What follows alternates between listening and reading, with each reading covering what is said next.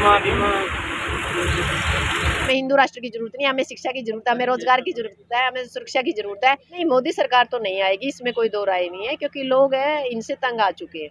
हाँ, ये अलग बात है कि अलग अलग लड़ रहे हैं। एक बात यानी सत्ता परिवर्तन नहीं, व्यवस्था परिवर्तन करने के हम पूरे मूड में हैं। डॉक्टर साहब ये कह रहे हैं कि हम नहीं कुंवारों की पेंसिल बांधेंगे, पेंशन यानी तनख्वाह बांधेंगे। शर्म की बात यह है कि जो विधवा है उसकी पेंशन कट रही है, जो बुढ़ापा पेंशन है वो कट रही है, जो अपंगों की पेंशन है वो कट रही है। पर वोटों के लिए एक नया हथकंडा लेके आए हैं कि भी कुंवारों की हम पेंशन बांधेंगे।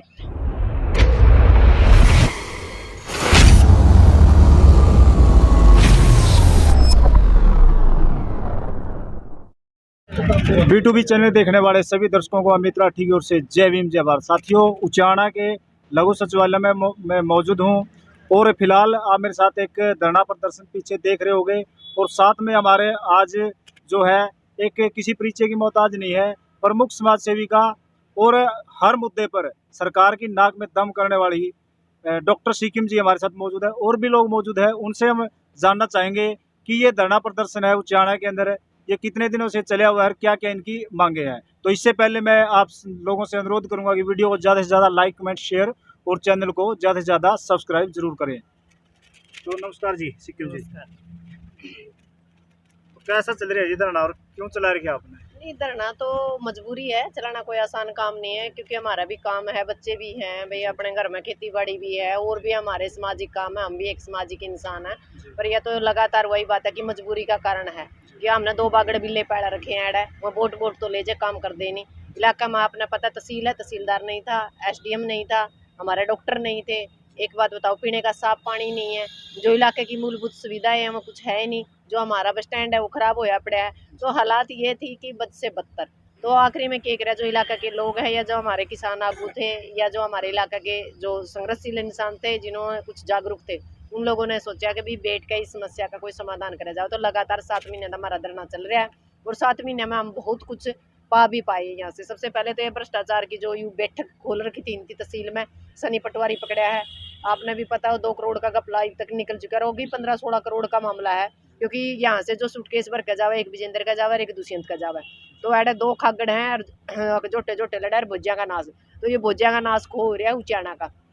उचाना के पास छोटी छोटी चीज़ों का थर लड़न का थर हमेशा लड़ना पड़ा है और मूलभूत सुविधाओं का थर भी लगातार 7 महीने तक धरना है। दोनों इधर उधर घूम है ऊपर नीचे को, पर यहाँ धरना पाएगा नहीं। बात कर दे, वोट 29 लिए हैं, इलाका की सेवा करने का हक उन लोगों का है। आज तक आया नहीं कोई धरना? ना कोई धरना पाया, ना कोई सुन रहा। हाँ, प्रशासन के ऊपर जितना हमारा पे दबाव बनाया जा सका हमने दबाव बनाया गया। जो हमारे जैसे भाई हमारा बस स्टैंड है, इसमें थोड़ा बहुत काम शुरू हुआ है, क्योंकि चौधरी वीरेंद्र तो नहीं चाहता भाई कॉलेज का शामी ले जाऊँ और अपने उस कॉलेज न चलाऊँ। और कॉलेज को नहीं, वो तो इसका अड्डा है, खुद के रुपये कमाने का अड्डा है। और दूसरी बात क्या है, वहाँ राजनीतिक गतिविधियां चल रहा, आप सारा दिन देखो भी हो मीडिया पे।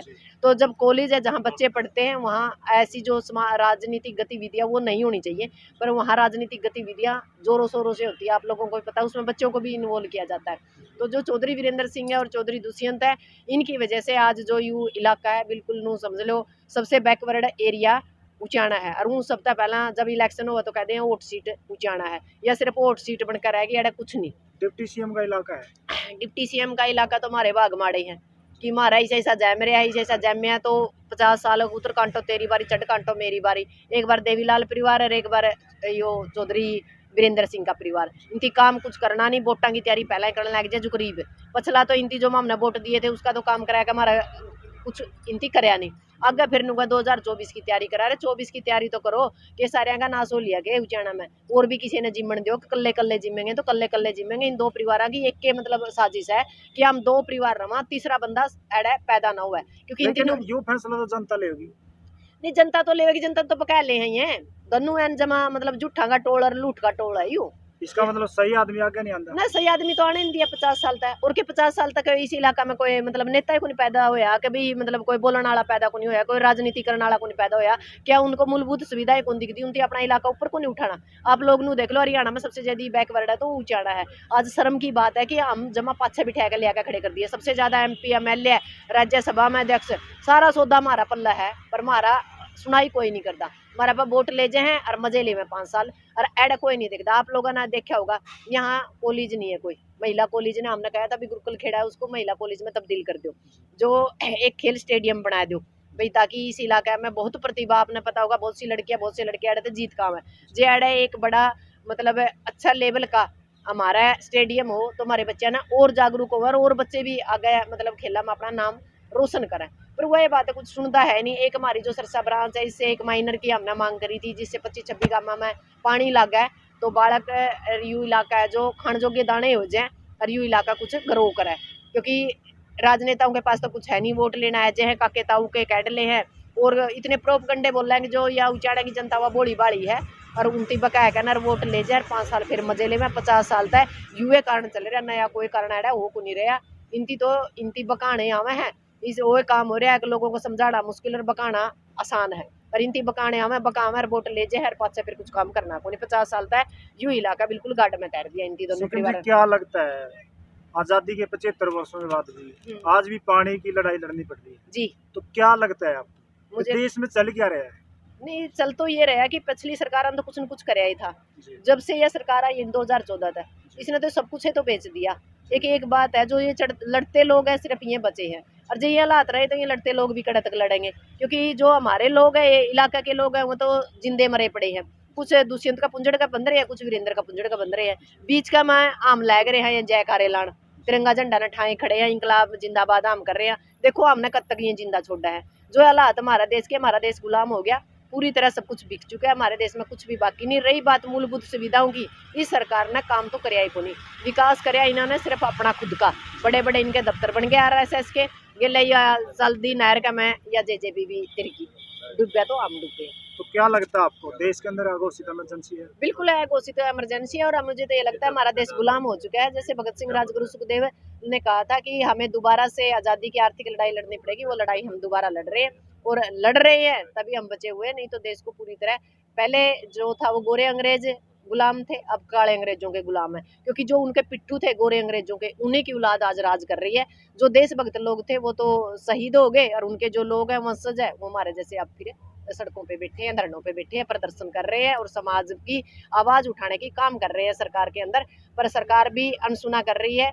जहां तक प्रशासन के ऊपर हम दबाव बना पाए, कुछ हल्की फुल्की जो हमारी जो समस्याएं थी यहाँ की इलाके की वो हम पूरी करा पाए। तो देखने में आता है कि देखिए आज हर वर्ग परेशान है, चाहे किसान वर्ग हो, मजदूर वर्ग हो या कोई भी वर्ग है, वो हर वर्ग परेशान है। क्या आपको नहीं लगता कि जिस प्रकार 1857 के अंदर अलग अलग से लड़ाई लड़ी गई थी उसी प्रकार से आज का दौर चले हुआ है? नहीं, ये बात तो सही है कि अलग अलग झंडे हैं, अलग अलग संगठन है और अलग अलग मतलब अपने मुद्दों पे लड़ रहे हैं लोग। पर मैं हर मंच से भी कहती हूँ और आपके मीडिया के चैनल के हिसाब से भी कहती हूँ कि जब तक हम एक तिरंगे के नीचे अपने सारे झंडों को नहीं लगाएंगे और एक ही जगह हम अपनी सारी समस्याओं को रखेंगे, जिसमें किसान है, मजदूर है, व्यापारी है, महिला है, शोषित है, वंचित है, कोई भी है, सभी एक जगह अपनी समस्याओं को नहीं रखेंगे, तब तक हम इस सरकार को ना हरा पाएंगे और हम अलग अलग लड़ेंगे और अलग अलग हम टूट जाएंगे। हमें नहीं लगता हमारी जो मंजिल होनी चाहिए, जो हमारा मकसद है उसको हम पूरा कर पाएंगे। तो मेरी तो पूरे देशवासियों प्रदेशवासियों से रिक्वेस्ट है कि एक तिरंगा के नीचे अपने सारे झंडे लगाइए और जो भी मुद्दे हैं उनको एक जगह रखिए, ताकि हम संगठित होकर लड़े। जैसे सरकार हमें संगठित होने नहीं दे रही तो हमें सरकार की मंशा को समझना पड़ेगा, राजनीति को रणनीति से मारना पड़ेगा। मतलब लड़ाई तो वही है, लड़ाई वही है, मंजिल वही है, मकसद वही है, पर हम अलग अलग लड़ रहे हैं। यानी हमारी जो ताकत है वो अलग अलग थोड़ी थोड़ी बटी हुई है। कहीं ना कहीं हमारे अंदर भी कमी है। नहीं, कमी तो नहीं है। ये सरकार है ना जो फूट डालो राज करो की राजनीति करती है और ये ऐसी फूट डालती है कि हमें समझ में नहीं आती। चंद लोगों को समझ में आती है, उनको या तो मरवा दिया जाता है या कोर्ट तहसील के चक्कर कटवा दिए जाते हैं या जेलों में डाला जाता है। जो देशभक्त है उनके पिछले दिन आपने पता है कि उनके जो भाग्य में या तो फूलमालाएं हैं या फांसी है। देशभक्त कौन है आज के समय? देशभक्त वो लोग हैं, राष्ट्रवादी है कौन? राष्ट्रवादी वो लोग हैं जो धरने प्रदर्शन कर रहे हैं और समाज की आवाज उठा रहे हैं। वो किसी भी रूप में हो सकते हैं, एक पुरुष के रूप में हो सकते हैं, एक महिला के रूप में हो सकते हैं, एक बच्चे के रूप में हो सकते हैं। यानी वो क्रांतिकारी विचारधारा जो समाज को बता रहे हैं कि सरकार गलत कर रही है और हम इस गलत का अन्याय हम सहन नहीं करेंगे, सरकार के सामने खड़े हो गए और लड़ने की ताकत से लड़ रहे हैं। यानी पूरी ताकत एक तरफ है, उनके पास थोड़ी सी ताकत है, पर उस ताकत के बाद भी वो लगातार लड़ रहे हैं। तो आप ये समझो क्रांतिकारी वो लोग हैं, भगत सिंह वो है, राजगुरु वो है, सुखदेव वो है, सुभाष चंद्र बोस वो और लक्ष्मीबाई वो है, जो धरातल पर आज लड़ रहे हैं और सरकार के खिलाफत कर रहे हैं। जो सरकार की गलत नीतियां हैं समाज को बताने का काम कर रहे हैं। वो सोशल मीडिया पर लड़ रहे हैं, धरातल पर लड़ रहे हैं, वो किसी भी रूप में लड़ रहे हैं, वो लड़ रहे हैं। जो वो क्रांतिकारी लोग हैं वो ही इस देश को बचाए हुए हैं। सिक्किम जी, वर्तमान जो सरकार है भाजपा की देश के अंदर, जी वो हिंदुत्व को बढ़ावा दे रही है, तो क्या कहना चाहोगे? नहीं, हिंदुत्व हम को जब से पैदा हुए हम हिंदू ही पैदा हुए थे, पर जो हिंदुत्व का डंका ये जानबूझ के बजाया जा रहा है, क्योंकि आप लोगों को पता है ना, इनके पास शिक्षा है, ना सुरक्षा है, ना रोजगार है। जब शिक्षा नहीं है, रोजगार नहीं है, सुरक्षा नहीं है, तो ये ना एक धंधा बना लिया इन लोगों ने धर्म का। ये धर्म के अफीम बनाना, मतलब पिला रहे हैं लोगों को। और धर्म में जो भी बंदा अंधभक्त हो जाता है, उसको ये नहीं पता कि उसको मांगना क्या है। वो ना शिक्षा मांगेगा, ना रोजगार मांगेगा, ना वो सुरक्षा मांगेगा, ना वो स्वास्थ्य सुविधाएं मांगेगा। वो सिर्फ मंदिर मांगेगा, घंटा मांगेगा। हमें मंदिर और मस्जिद, गुरुद्वारे ये नहीं चाहिए। हमें चाहिए शिक्षा, रोजगार, सुरक्षा और स्वास्थ्य। हमें ये चीजें चाहिए। हमें इन मुद्दों पे एमएलए, एमपी से, मुख्यमंत्री, प्रधानमंत्री से बात करनी चाहिए। यदि हम हिंदुत्व के ऊपर बात करते हैं, तो हिंदू राष्ट्र पहले भी था। और इस देश में पूरी जो भी हमारे सिख थे, ईसाई थे, सभी हम मिलजुल के रहते थे। हिंदू राष्ट्र का दर्जा इसको पहले भी था। हम हिंदू पैदा हुए थे और मरे भी हिंदू के। हमें इस हिंदुत्व की जरूरत नहीं है। हम हिंदू हैं, पर पागल हिंदू नहीं है। चंद लोगों के द्वारा बार बार मांग उठाई जाती है, देश को हिंदू राष्ट्र घोषित किया जाए, देश को अखंड भारत बनाया जाए। अगर जहाँ तक मुझे ज्ञात है, इस देश के अंदर से 15 देश अलग हो चुके हैं जी अगर अखंड भारत बनेगा तो 15 देश तो मिलाने पड़ेंगे, और सबसे ज्यादा जो मुस्लिम कंट्री है वही है। नहीं, अखंड, एक बात बताओ, अखंड भारत आप कह रहे हो ना, अखंड भारत तो पहले भी था, आज भी है, और अखंड ही रहेगा। क्योंकि हम जैसे लड़ते बड़ा हैं। चंद लोग दोबारा इन लोगों का क्या है ना, इन लोगों को मैंने एक ही बात बता दिया, इनके पास शिक्षा नहीं है, सुरक्षा नहीं है, रोजगार नहीं है, स्वास्थ्य नहीं है। ये मुद्दों पे बात नहीं करना चाहते। ये मुद्दे पे बात ना करके इधर उधर की बातें करते हैं, तो वहाँ हिंदुत्व का डंका बजाते हैं। और हिंदुत्व ऐसी कोई बड़ी बात नहीं है। बहुत से हिंदू राष्ट्र है। तो आपने पता होगा, नेपाल भी एक हिंदू राष्ट्र था, और उन्होंने कहा था जिस गर्त के, हाँ, जिस गर्त के अंदर हम उतरे थे, उसी गर्त की तरफ भारत जा रहा है। हिंदू राष्ट्र बनाने की जरूरत नहीं है, क्योंकि यहाँ सभी धर्म है और सारे रल मिल के, यानी मिलजुल कर रहते हैं। तो हमें हिंदू राष्ट्र की जरूरत नहीं है। हमें शिक्षा की जरूरत है, हमें रोजगार की जरूरत है, हमें सुरक्षा की जरूरत है, हमें स्वास्थ्य की जरूरत है। आप इस मुद्दे पे बात करें तो अच्छी बात है। हिंदू राष्ट्र था, है और रहेगा, और हम हिंदू थे, है और रहेगा। तो ये फालतू की बकवास बंद करें और मुद्दों के ऊपर सरकार काम करे, नहीं तो 2024 में इसको चलता करने का काम करे। सिक्किम जी, एक सवाल पूछना चाहता हूँ। अभी पिछले चंद दिनों से सोशल मीडिया पर एक खबर बड़ी तेजी से वायरल हो रही है जी वो खबर है एमपी की, जी जहां पर एक बीजेपी का कोई कार्यकर्ता है, जी वो एक आदिवासी व्यक्ति पे पेशाब कर देता है और जी उसकी वीडियो भी जारी कर देता है। जी जी। तो आप क्या कहना चाहोगे? एक बात बताओ, आप, वो आदिवासी है, ये आप लोगों को पता होगा, सबसे ज्यादा भ्रष्ट बीजेपी है। और इसके जो जितने भी नेता हैं, यानी मान लो जितने एमपी और एमएलए, सबसे भ्रष्ट है। वो सबसे ज्यादा अत्याचारी है, बलात्कारी है। आप लोगों ने देखा होगा, पहले जितने भी महिलाओं पर शोषण किया, जितने भी हमारे अंतर्राष्ट्रीय और राष्ट्रीय लेवल के खिलाड़ी थे, उनका भी शोषण किया गया। तो आप ये देखो, इस सरकार में सबसे भ्रष्ट एमपी और एमएलए है। और रही बात उसके ऊपर मूतने का, शर्म की बात है। ये हिंदू राष्ट्र की मांग कर रहे हैं। जब ये एक इंसान को इंसान नहीं मान रहे, तो कैसा एमपी, कैसा एमएलए? बीजेपी सबसे घटिया और मतलब एक गुंडों का टोला हम कह सकते हैं। ये संगठन नहीं है, ये तो बकवासबाजी वाली बात है। और उसके ऊपर जिसने भी ये हरकत की है, हम तो ये कहते हैं कि उसको बाकायदा कानूनी प्रक्रिया से गुजारा जाए और उसको कड़ी से कड़ी सजा दी जाए। और कहाँ से आती है ये मानसिकता? नहीं, मान पता है क्या है, ये जो लोग है ना, ये अनपढ़ टोल है, पढ़े लिखे लोग नहीं है, अनपढ़ टोल है। और ये आज भी सुधर को सुधर ही मानते हैं। मतलब ये कहते हैं कि भाई, ये बाहर से दिखावा करते हैं कि सभी बराबर हैं, जबकि बराबर नहीं है। इनके मानसिकता आज भी छोटी है। ये आज भी महिला को कमजोर मानते हैं। जो हमारे निम्न वर्ग है, उनको कमजोर ही मानते हैं। सिर्फ वोट हथियाने के लिए ये बड़ी बड़ी बातें करते हैं। पर निम्न वर्ग को आज भी ये वंचित, शोषित ही मानते हैं, और उनको वंचित और शोषित रखना चाहते हैं। उसी की मानसिकता का हम 21वीं सदी में प्रवेश करे हुए हैं। हम अंतरिक्ष की बात करते हैं, हम चंद्रमा की बात करते हैं, हम सूर्य की बात करते हैं, पर हम खड़े कहाँ हैं? आप देखो, एक मतलब वो कमजोर इंसान था, तो उसके ऊपर पेशाब कर दिया गया। यानी मतलब आम इंसान की कोई इज्जत नहीं है, आम इंसान की कोई जिंदगी नहीं है, उसको तो पशुओं की श्रेणी में रख दिया ना। तो आप देखिए, ऐसी घटिया सरकार को आप उखाड़ फेंकिए। और हम तो ये कहते हैं कि ऐसे लोगों का उनके पद से त्याग पत्र दिला के उनको जेल के अंदर डालना चाहिए, ताकि और लोगों को भी शिक्षा मिले। ये बात तो मनुस्मृति में लिखी हुई है। हाँ, ये तो कहते हैं। आपने एक दोहा भी सुने होगा, हाँ, दो लगवार सुंदर पशु नारी, ये सकल ताड़ना के दिखे। ये तो, इसमें तो कोई शक ही नहीं है। ये तो जो आरएसएस के लोग हैं, ये तो इसी पे काम करते हैं। आप लोगों को भी पता है, हमें भी पता है। तो 2024 में क्या कुछ है देश का मूड?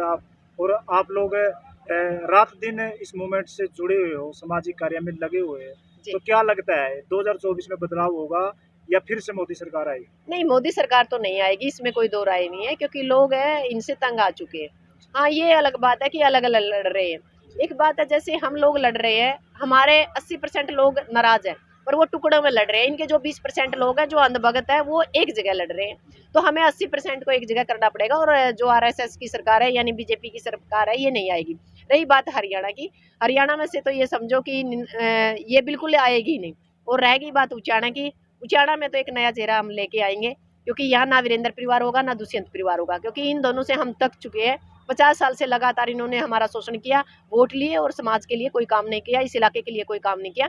यहाँ से एक नया सूरज उगा जैसे ही उदय होगा, तो मतलब हम ये कह सकते हैं कि हरियाणा का जो सूरज होगा वो अपने नई रोशनी आएगी। और मैं ये मानती हूँ कि हरियाणा के अंदर उचाना जैसे बैकवर्ड में सबसे नीचे है, ऐसे ही एक दिन टॉप पे होगा। और उचाना से एक राजनीति की नई लहर होगी, और उचाना से ही हरियाणा का जो मुकद्दर है उसको बदलने की हम कोशिश में हैं। यानी सत्ता परिवर्तन नहीं, व्यवस्था परिवर्तन करने के हम पूरे मूड में हैं। हम तन मन धन से बिल्कुल इसके ऊपर काम करेंगे। वही बात है कि हमें सिर्फ हम इसके लिए 2 कदम आगे भी जा सकते हैं, 2 कदम पीछे भी जा सकते हैं। यानी हमारा मकसद एक ही है कि सिस्टम को कैसे बदला जाए। हमें सिस्टम पे काम करना है, व्यवस्था पे काम करना है। हमें MP MLA चेहरे और पार्टियों पे काम नहीं करना। और आने वाले टाइम में इसका आगाज उचाना से होगा। उचाना से एक ऐसा सूरज हम निकालने की कोशिश कर रहे हैं, ताकि उसको देख के पूरा देश अपने इलाके को मजबूत करे, अपने इलाके पे काम करे, और अपने इलाके से गरीब, शोषित मजदूर, कोई हल्के यानी मध्य वर्ग परिवार से उठा के उसको हम विधानसभा भेजें, संसद भेजें, ताकि वो हमारी आवाज़ें उठाए। यहाँ धरनों प्रदर्शनों से जो आवाज़ उठा रहे हैं वो संसद और विधानसभा नहीं पहुँच रही। संसद और विधानसभा यदि हमने अपनी आवाज़ पहुँचानी है तो हमारे बीच का एक इंसान वहाँ भेजना पड़ेगा, ताकि वो हमारी आवाज़ को बुलंद करे। घर की बहिर काका लिखनी, या फिर कानून भी हमारे होंगे, और गरीब और शोषित के लिए कानून भी बनेंगे, क्योंकि वो उस इलाके से उठ के जाएगा, उस व्यवस्था से उठ के जाएगा। उसको पता होगा कि दुख दर्द क्या होता है, हमारी समस्याएं क्या होती है, हमारी रोटी बेटी क्या होती है, हमारी ज़मीन ज़मीर क्या होती है। और सबसे बड़ी बात, इस सरकार ने तो बिल्कुल सत्यानाश कर दिया। आप लोगों को पता होगा, जैसे प्रधानमंत्री एक पेंशन देते थे, पहले वो 4 महीने में देते थे, फिर 5वें में, फिर 6 में, 7वां में आ गए। यानी सरकार के पास देने के लिए कुछ नहीं है, लेने के लिए बहुत कुछ है। सरकार ये भी कह रही है कि आपको पीछे देखा होगा कि जो खट्टर साहब है ये कह रहे हैं कि हम नहीं कुंवारों की पेंसिल बांधेंगे, पेंशन यानी तनख्वाह बांधेंगे। शर्म की बात यह है कि जो विधवा है उसकी पेंशन कट रही है, जो बुढ़ापा पेंशन है वो कट रही है, जो अपंगों की पेंशन है वो कट रही है। पर वोटों के लिए एक नया हथकंडा लेके आए हैं कि भाई कुंवारों की हम पेंशन बांधेंगे। तो इन लोगों का तो ये है कि इन्होंने सिर्फ वोट हथियाने का तरीका ही अपनाते हैं, बाकी कुछ नहीं करते। इनके पास लेन देन ना कक नहीं, साहूकारी न सकते। जैसे आपने एक नए चेहरे की बात करी जी, क्या डिसाइड किया वो सूरज? नहीं, सूरज तो वक्त के साथ उदय होगा, पर उसके ऊपर काम जारी है। जी, तो साथियों ये थी प्रमुख समाज सेविका डॉक्टर सिक्किम जी, जो हर मुद्दे पर बेबाकी से अपनी बात रखती है, चाहे वो किसी भी प्रकार का मुद्दा हो। ये 24 घंटे सरकार को कोसने में लगी रहती है, जहाँ तक मुझे ज्ञात है। तो मैं आप लोगों से एक बार फिर आग्रह करूँगा कि डॉक्टर सिक्किम की बात को हर जनमानस तक पहुँचाया जाए, और इसके लिए वीडियो को ज़्यादा से ज़्यादा लाइक, कमेंट, शेयर, और चैनल को ज़्यादा से ज़्यादा सब्सक्राइब करें। तो बने रहिए मेरे साथ। अमित राठी। जय भीम, जय भारत।